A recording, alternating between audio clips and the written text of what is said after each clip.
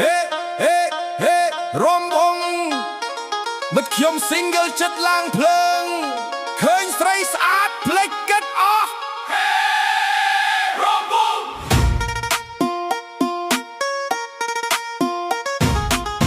ហេហេរំវងហេហេរំវងហេហេរំវងហេហេរំវង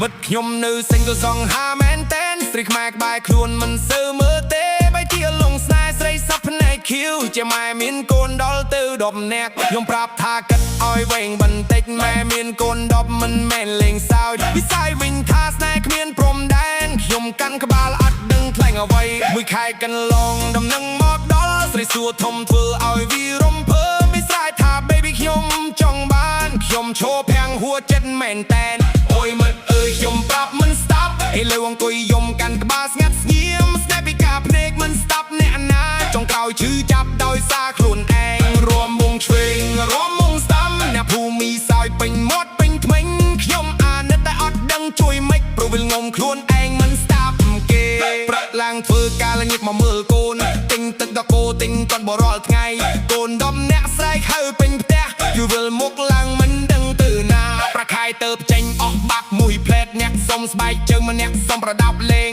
វិញញ៉ាំក្រៅតែយំក្នុងចិត្តណាត់ថ្ងៃខ្ញុំប្រាប់សោកស្ដាយមិនតិច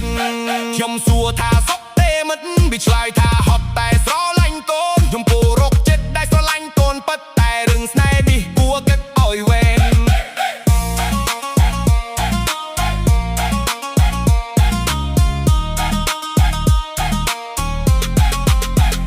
ឆ្នាំកន្លងកូនប្រធំឡើងស្រាប់តែស្រីស្ដាតាមប្រុសថ្មីរៀបអីវ៉ាន់ចេញមិននិយាយមួយម៉ាត់ទុកមាត់ខ្ញុំឈោភាំងមិនអ្នកឯងវាហើទូសាក់មកក៏រកខ្ញុំទាំងយំនិយាយថាបងខ្ញុំបាត់គ្រប់យ៉ាងខ្ញុំអាណិតណាស់តែប្រាប់ត្រង់បងបានប្រាប់ហើយតែអូនមិនស្ដាប់អូយមិត្តអើយខ្ញុំប្រាប់មិនស្ដាប់ឥឡូវអង្គុយយំមុខស្លេកដូចក្រដាសស្នេហ៍គ្មានទំហត់តែការទឹកសំខាន់ធ្វើអ្វីត្រូវគិតមុននឹងសម្រេចរំវងឆ្វេងរំមុំស្ដាំស្អែកមួយភេទគិតមួយជីវិតខ្ញុំអាណិតតែពិតជានេះទាំងអស់នេះការទីខ្លួនឯងអេអេ